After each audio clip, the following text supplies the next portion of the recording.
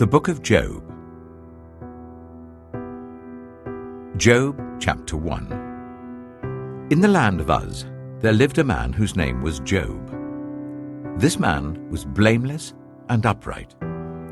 He feared God and shunned evil. He had 7 sons and 3 daughters, and he owned 7,000 sheep, 3,000 camels, 500 yoke of oxen, and 500 donkeys, and had a large number of servants. He was the greatest man among all the people of the East.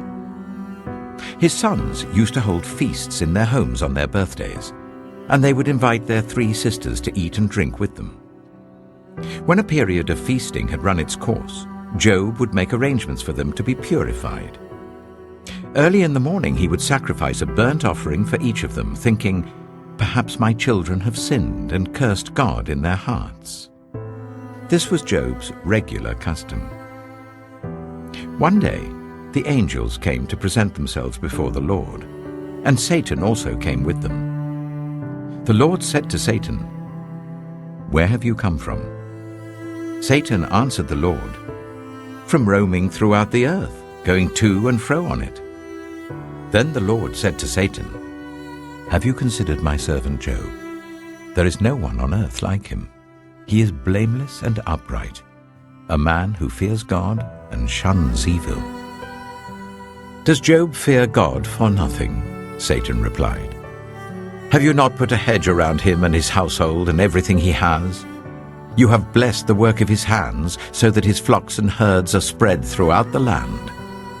But now stretch out your hand and strike everything he has, and he will surely curse you to your face." The Lord said to Satan, "Very well then. Everything he has is in your power. But on the man himself, do not lay a finger." Then Satan went out from the presence of the Lord. One day, when Job's sons and daughters were feasting and drinking wine at the eldest brother's house, a messenger came to Job and said, "The oxen were plowing and the donkeys were grazing nearby, and the Sabaeans attacked and made off with them. They put the servants to the sword, and I am the only one who has escaped to tell you."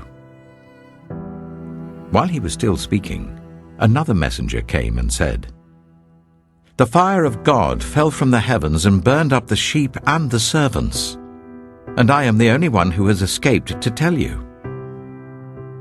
While he was still speaking, another messenger came and said, "The Chaldeans formed 3 raiding parties and swept down on your camels and made off with them.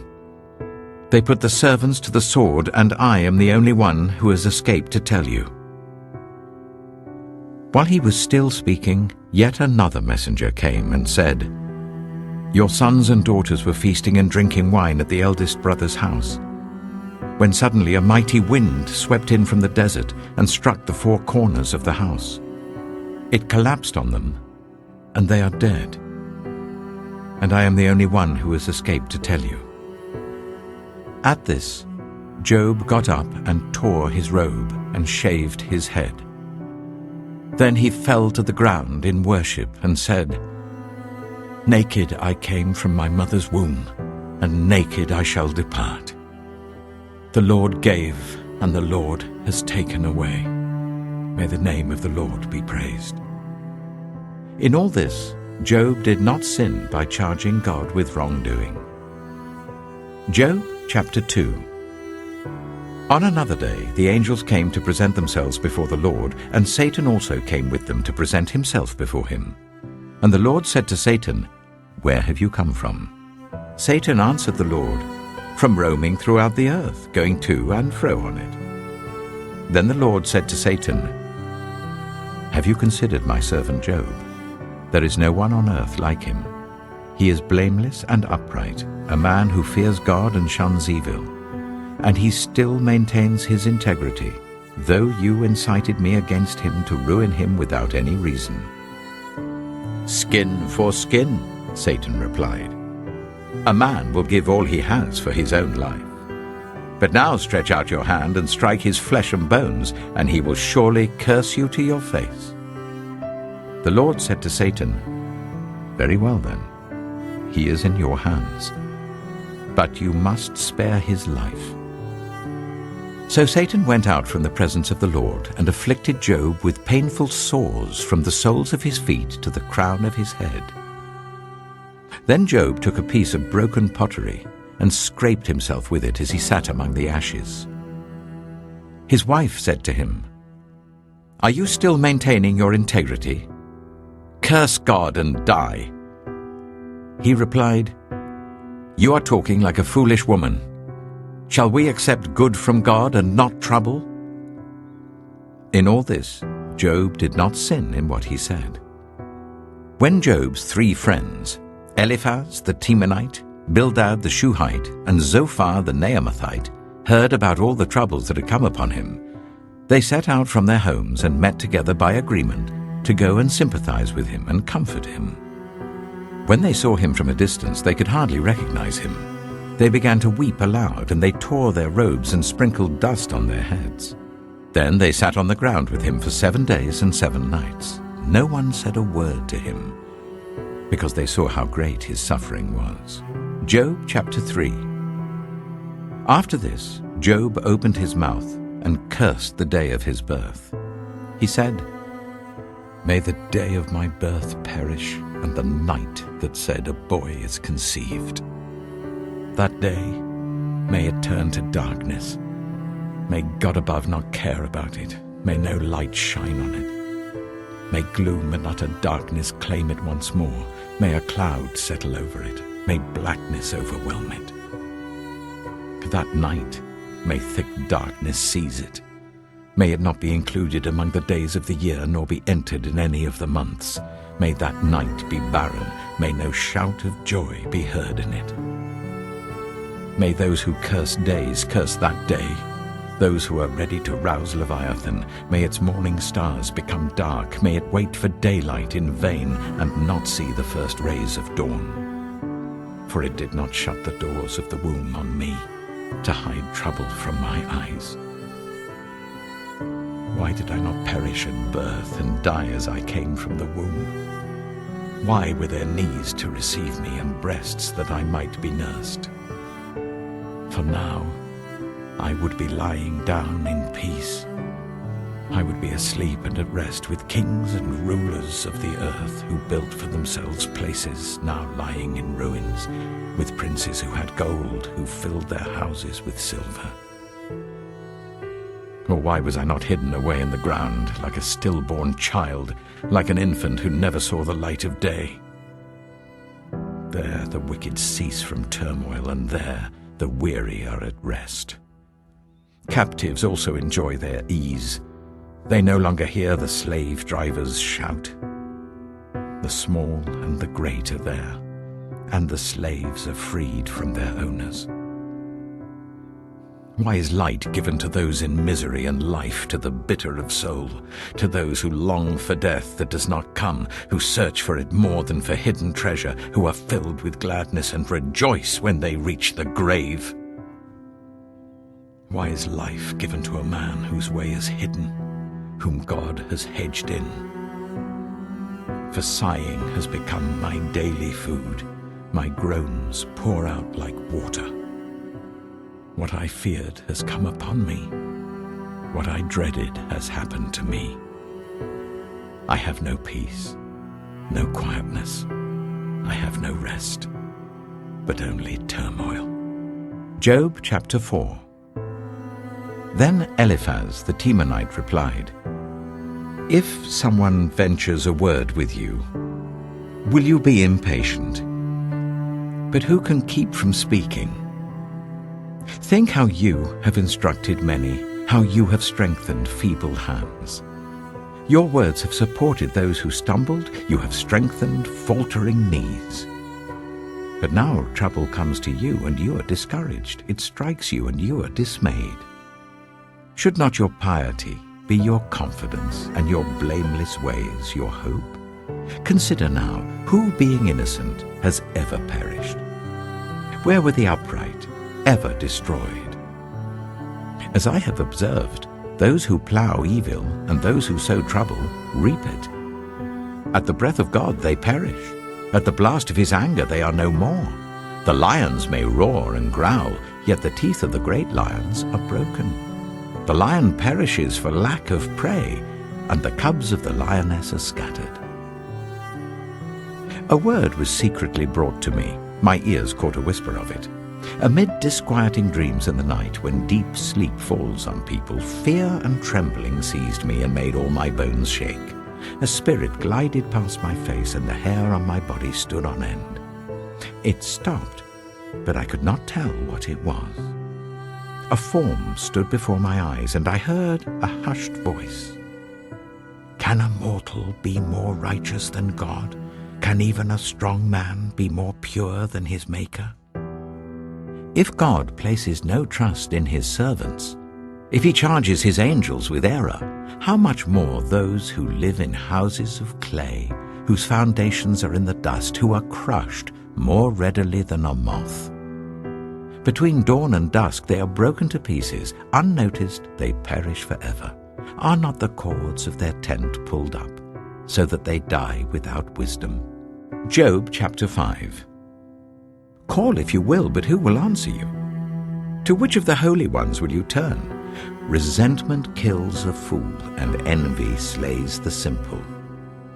I myself have seen a fool taking root, but suddenly his house was cursed. His children are far from safety, crushed in court without a defender.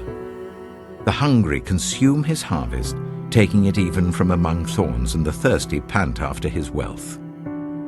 For hardship does not spring from the soil, nor does trouble sprout from the ground. Yet man is born to trouble, as surely as sparks fly upwards. But if I were you, I would appeal to God. I would lay my cause before him. He performs wonders that cannot be fathomed, miracles that cannot be counted. He provides rain for the earth. He sends water on the countryside. The lowly he sets on high, and those who mourn are lifted to safety. He thwarts the plans of the crafty, so that their hands achieve no success. He catches the wise in their craftiness, and the schemes of the wily are swept away. Darkness comes upon them in the daytime. At noon they grope as in the night. He saves the needy from the sword in their mouth. He saves them from the clutches of the powerful. So the poor have hope, and injustice shuts its mouth. Blessed is the one whom God corrects. So do not despise the discipline of the Almighty. For he wounds, but he also binds up. He injures, but his hands also heal. From 6 calamities he will rescue you. In 7, no harm will touch you. In famine he will deliver you from death, and in battle from the stroke of the sword. You will be protected from the lash of the tongue, and need not fear when destruction comes. You will laugh at destruction and famine, and need not fear the wild animals. For you will have a covenant with the stones of the field, and the wild animals will be at peace with you. You will know that your tent is secure. You will take stock of your property and find nothing missing. You will know that your children will be many, and your descendants like the grass of the earth. You will come to the grave in full vigor, like sheaves gathered in season. We have examined this, and it is true. So hear it and apply it to yourself. Job chapter 6. Then Job replied, If only my anguish could be weighed, and all my misery be placed on the scales. It would surely outweigh the sand of the seas. No wonder my words have been impetuous. The arrows of the Almighty are in me. My spirit drinks in their poison. God's terrors are marshaled against me. Does a wild donkey bray when it has grass, or an ox bellow when it has fodder? Is tasteless food eaten without salt, or is there flavor in the sap of the mallow? I refuse to touch it. Such food makes me ill. Oh, that I might have my request, that God would grant what I hope for, that God would be willing to crush me, to let loose his hand and cut off my life. Then I would still have this consolation, my joy in unrelenting pain, that I had not denied the words of the Holy One. What strength do I have that I should still hope? What prospects that I should be patient? Do I have the strength of stone? Is my flesh bronze? Do I have any power to help myself now that success has been driven from me? Anyone who withholds kindness from a friend forsakes the fear of the Almighty. But my brothers are as undependable as intermittent streams, as the streams that overflow when darkened by thawing ice and swollen with melting snow, but that stop flowing in the dry season and in the heat vanish from their channels.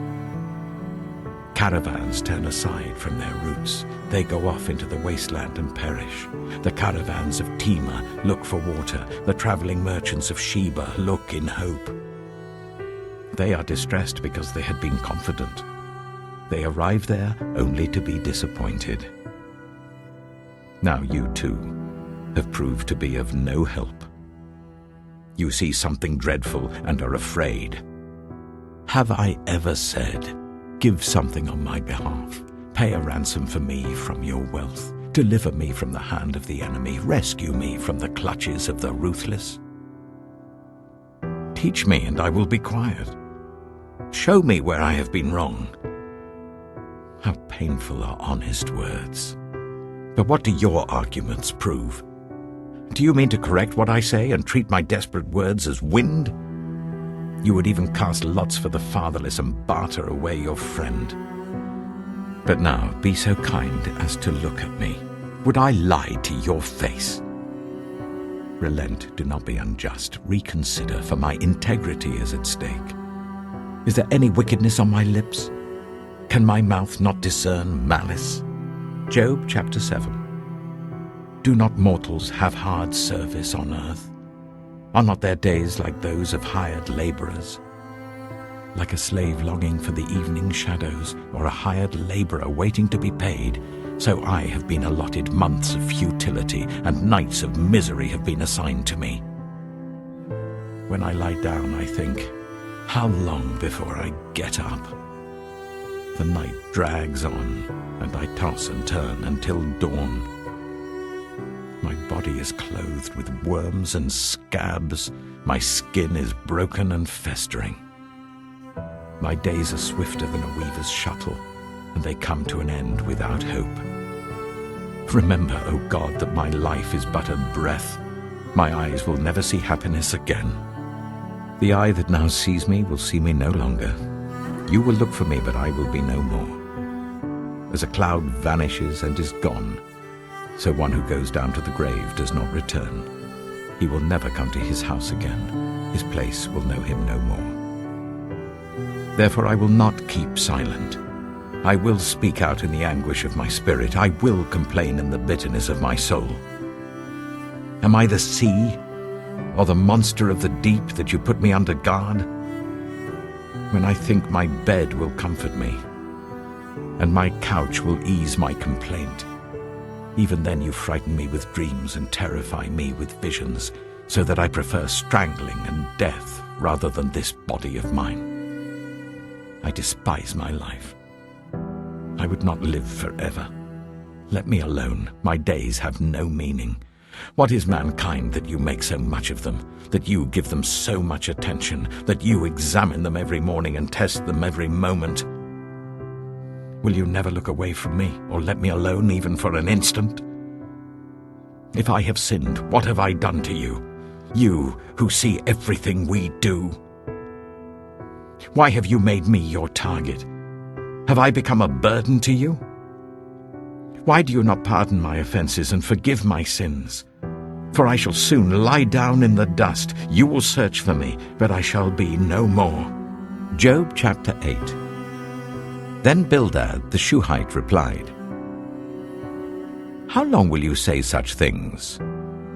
Your words are a blustering wind. Does God pervert justice? Does the Almighty pervert what is right? When your children sinned against him, he gave them over to the penalty of their sin. But if you will seek God earnestly and plead with the Almighty, if you are pure and upright even now, he will rouse himself on your behalf and restore you to your prosperous state. Your beginnings will seem humble, so prosperous will your future be. Ask the former generations and find out what their ancestors learned. For we were born only yesterday and know nothing, and our days on earth are but a shadow. Will they not instruct you and tell you? Will they not bring forth words from their understanding? Can papyrus grow tall where there is no marsh? Can reeds thrive without water? While still growing and uncut, they wither more quickly than grass. Such is the destiny of all who forget God. So perishes the hope of the godless. What they trust in is fragile. What they rely on is a spider's web. They lean on the web, but it gives way. They cling to it, but it does not hold. They are like a well-watered plant in the sunshine, spreading its shoots over the garden. It entwines its roots round a pile of rocks and looks for a place among the stones. But when it is torn from its spot, that place disowns it and says, "I never saw you." Surely its life withers away, and from the soil other plants grow. Surely God does not reject one who is blameless, or strengthen the hands of evildoers. He will yet fill your mouth with laughter and your lips with shouts of joy. Your enemies will be clothed in shame, and the tents of the wicked will be no more. Job chapter 9. Then Job replied, "Indeed, I know that this is true. But how can mere mortals prove their innocence before God? Though they wished to dispute with him, they could not answer him one sin 1,000 times. His wisdom is profound, his power is vast. Who has resisted him and come out unscathed? He moves mountains without their knowing it and overturns them in his anger. He shakes the earth from its place and makes its pillars tremble. He speaks to the sun, and it does not shine. He seals off the light of the stars. He alone stretches out the heavens and treads on the waves of the sea. He is the maker of the Bear and Orion, the Pleiades and the constellations of the south. He performs wonders that cannot be fathomed, miracles that cannot be counted. When he passes me, I cannot see him. When he goes by, I cannot perceive him. If he snatches away, who can stop him? Who can say to him, "What are you doing?" God does not restrain his anger. Even the cohorts of Rahab cowered at his feet. How then can I dispute with him? How can I find words to argue with him? Though I were innocent, I could not answer him. I could only plead with my judge for mercy. Even if I summoned him and he responded, I do not believe he would give me a hearing. He would crush me with a storm and multiply my wounds for no reason. He would not let me catch my breath, but would overwhelm me with misery. If it is a matter of strength, he is mighty. And if it is a matter of justice, who can challenge him? Even if I were innocent, my mouth would condemn me. If I were blameless, it would pronounce me guilty. Although I am blameless, I have no concern for myself. I despise my own life. It is all the same. That is why I say, he destroys both the blameless and the wicked. When a scourge brings sudden death, he mocks the despair of the innocent. When a land falls into the hands of the wicked, he blindfolds its judges. If it is not he, then who is it?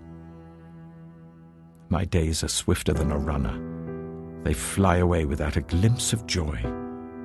They skim past like boats of papyrus, like eagles swooping down on their prey. If I say, I will forget my complaint, I will change my expression and smile, I still dread all my sufferings, for I know you will not hold me innocent. Since I am already found guilty, why should I struggle in vain? Even if I washed myself with soap and my hands with cleansing powder, you would plunge me into a slime pit so that even my clothes would detest me. He is not a mere mortal like me, that I might answer him, that we might confront each other in court. If only there was someone to mediate between us. someone to bring us together, someone to remove God's rod from me, so that his terror would frighten me no more. Then I would speak up without fear of him. But as it now stands with me, I cannot. Job chapter 10. I loathe my very life. Therefore I will give free rein to my complaint and speak out in the bitterness of my soul. I say to God, do not declare me guilty, but tell me what charges you have against me. Does it please you to oppress me, to spurn the work of your hands, while you smile on the plans of the wicked? Do you have eyes of flesh? Do you see as a mortal sees? Are your days like those of a mortal, or your years like those of a strong man, that you must search out my faults and probe after my sin? Though you know that I am not guilty, and that no one can rescue me from your hand. Your hands shaped me and made me. Will you now turn and destroy me? Remember that you molded me like clay. Will you now turn me to dust again? Did you not pour me out like milk and curdle me like cheese, clothe me with skin and flesh and knit me together with bones and sinews? You gave me life and showed me kindness, and in your providence watched over my spirit. But this is what you concealed in your heart, and I know that this was in your mind. If I sinned, you would be watching me, and would not let my offense go unpunished. If I am guilty, woe to me. Even if I am innocent, I cannot lift up my head, for I am full of shame and drowned in my affliction. If I hold my head high, you stalk me like a lion and again display your awesome power against me. You bring new witnesses against me and increase your anger towards me. Your forces come against me, wave upon wave. Why then did you bring me out of the womb? I wish I had died before any eye saw me. If only I had never come into being, or had been carried straight from the womb to the grave. Are not my few days almost over? Turn away from me so that I can have a moment's joy before I go to the place of no return, to the land of gloom and utter darkness, to the land of deepest night, of utter darkness and disorder, where even the light is like darkness. Job chapter 11. Then Zophar the Naamathite replied, Are all these words to go unanswered? Is this talker to be vindicated? Will your idle talk reduce others to silence? Will no one rebuke you when you mock? You say to God, my beliefs are flawless and I am pure in your sight. Oh, how I wish that God would speak, that he would open his lips against you and disclose to you the secrets of wisdom, for true wisdom has two sides. Know this, God has even forgotten some of your sin. Can you fathom the mysteries of God? Can you probe the limits of the Almighty? They are higher than the heavens above. What can you do? They are deeper than the depths below. What can you know? Their measure is longer than the earth and wider than the sea. If he comes along and confines you in prison and convenes a court, who can oppose him? Surely he recognizes deceivers, and when he sees evil, does he not take note? But the witless can no more become wise than a wild donkey's colt can be born human. Yet, if you devote your heart to him and stretch out your hands to him, if you put away the sin that is in your hand and allow no evil to dwell in your tent, then, free of fault, you will lift up your face. You will stand firm and without fear. You will surely forget your trouble, recalling it only as waters gone by. Life will be brighter than noonday, and darkness will become like morning. You will be secure because there is hope. You will look about you and take your rest in safety. You will lie down with no one to make you afraid, and many will court your favor. But the eyes of the wicked will fail, and escape will elude them. their hope will become a dying gasp.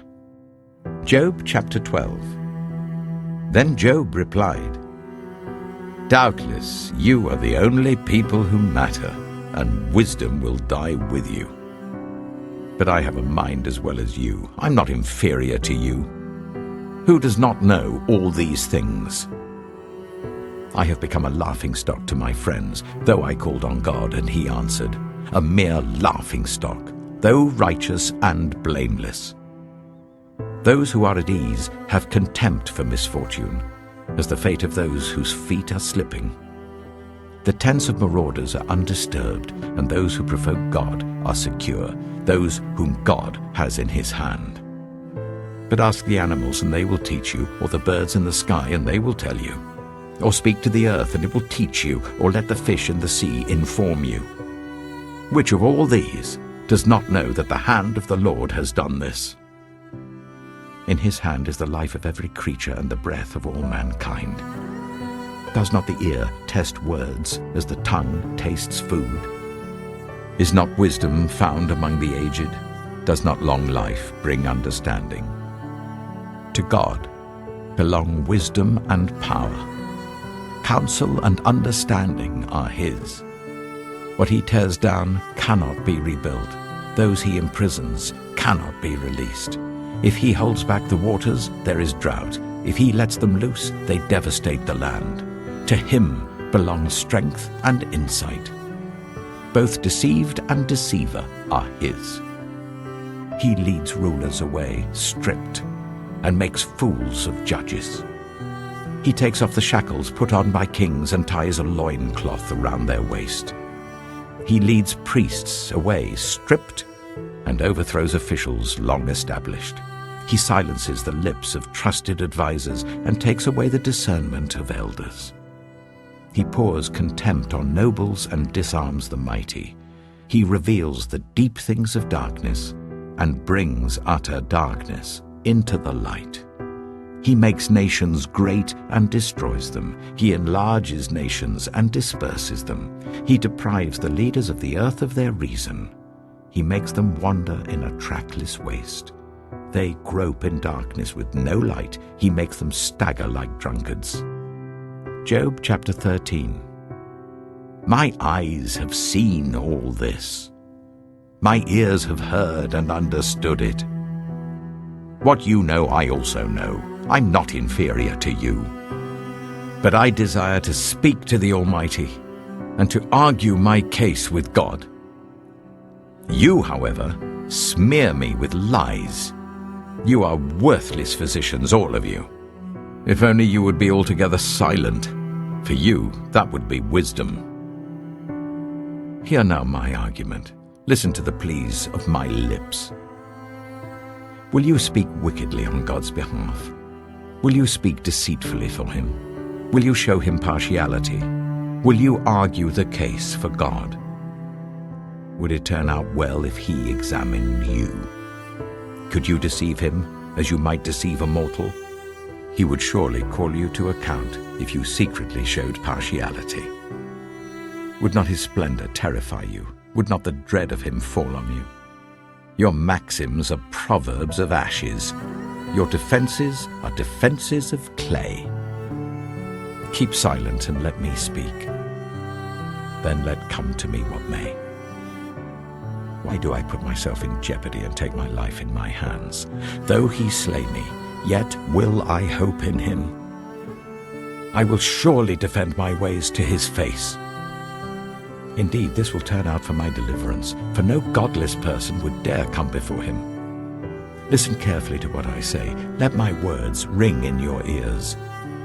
Now that I have prepared my case, I know I will be vindicated.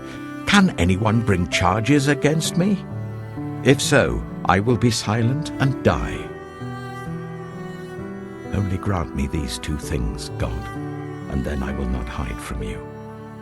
Withdraw your hand far from me, and stop frightening me with your terrors. Then summon me, and I will answer, or let me speak, and you reply to me. How many wrongs and sins have I committed? Show me my offense and my sin. Why do you hide your face and consider me your enemy? Will you torment a wind-blown leaf? Will you chase after dry chaff? For you write down bitter things against me and make me reap the sins of my youth. You fasten my feet in shackles. You keep close watch on all my paths by putting marks on the soles of my feet. So man wastes away like something rotten, like a garment eaten by moths.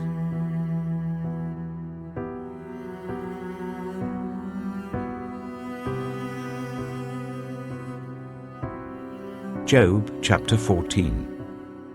Mortals, born of woman, are of few days and full of trouble. They spring up like flowers and wither away, like fleeting shadows. They do not endure. Do you fix your eye on them? Will you bring them before you for judgment? Who can bring what is pure from the impure? No one. A person's days are determined. You have decreed the number of his months and have set limits he cannot exceed. So look away from him and let him alone, till he has put in his time like a hired laborer. At least there is hope for a tree. If it is cut down, it will sprout again, and its new shoots will not fail. Its roots may grow old in the ground, and its stump die in the soil, yet at the scent of water it will bud and put forth shoots like a plant. But a man dies and is laid low. He breathes his last and is no more. As the water of a lake dries up or a riverbed becomes parched and dry, so he lies down and does not rise. Till the heavens are no more, people will not awake or be roused from their sleep.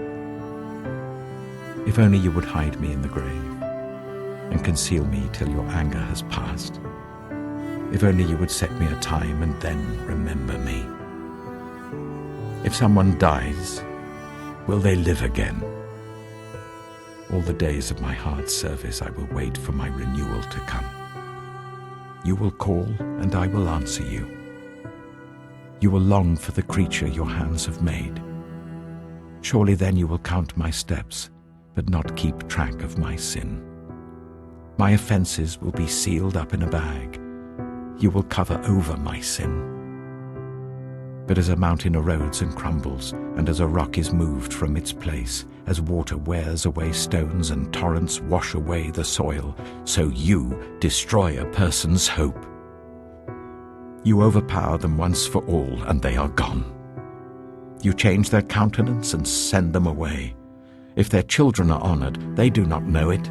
If their children are brought low, they do not see it.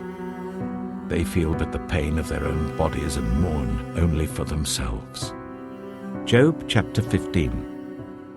Then Eliphaz the Temanite replied, Would a wise person answer with empty notions, or fill their belly with the hot east wind? Would they argue with useless words, with speeches that have no value? But you even undermine piety and hinder devotion to God. Your sin prompts your mouth. You adopt the tongue of the crafty. Your own mouth condemns you, not mine. Your own lips testify against you. Are you the first man ever born? Were you brought forth before the hills? Do you listen in on God's counsel? Do you have a monopoly on wisdom? What do you know that we do not know? What insights do you have that we do not have? The gray-haired and the aged are on our side, men even older than your father. Are God's consolations not enough for you, words spoken gently to you? Why has your heart carried you away, and why do your eyes flash, so that you vent your rage against God and pour out such words from your mouth? What are mortals, that they could be pure? Or those born of woman, that they could be righteous? If God places no trust in his holy ones, if even the heavens are not pure in his eyes, how much less mortals, who are vile and corrupt, who drink up evil like water? Listen to me, and I will explain to you. Let me tell you what I have seen, what the wise have declared, hiding nothing received from their ancestors.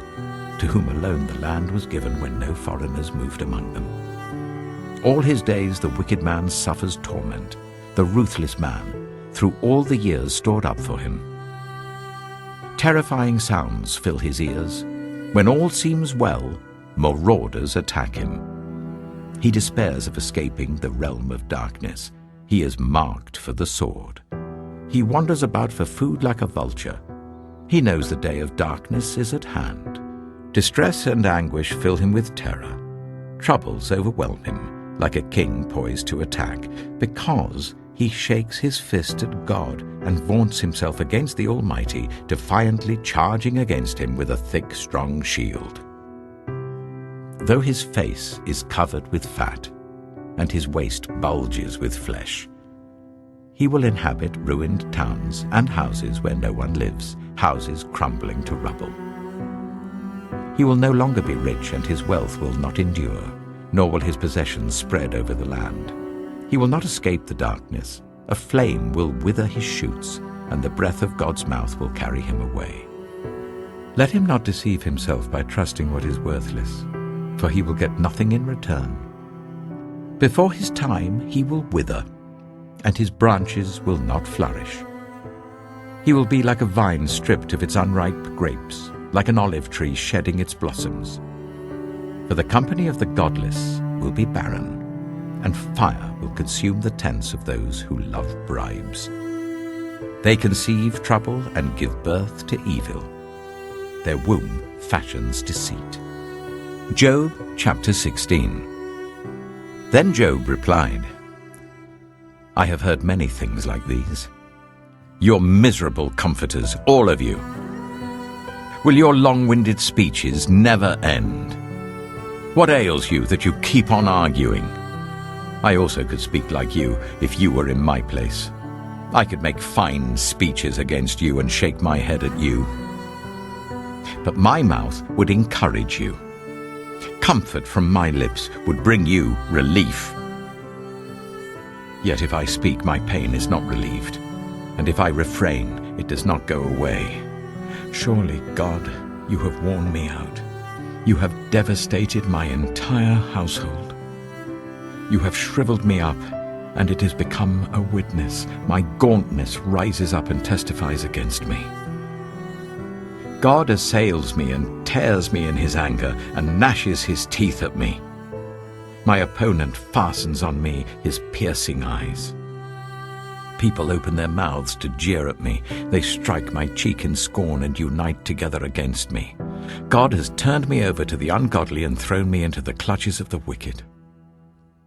All was well with me, but he shattered me. He seized me by the neck and crushed me. He has made me his target. His archers surround me. Without pity, he pierces my kidneys and spills my gall on the ground. Again and again he bursts upon me. He rushes at me like a warrior. I have sewed sackcloth over my skin and buried my brow in the dust. My face is red with weeping. Dark shadows ring my eyes. Yet my hands have been free of violence, and my prayer is pure. Earth, do not cover my blood. May my cry never be laid to rest. Even now my witness is in heaven. My advocate is on high. My intercessor is my friend, as my eyes pour out tears to God. On behalf of a man, he pleads with God as one pleads for a friend. Only a few years will pass before I take the path of no return.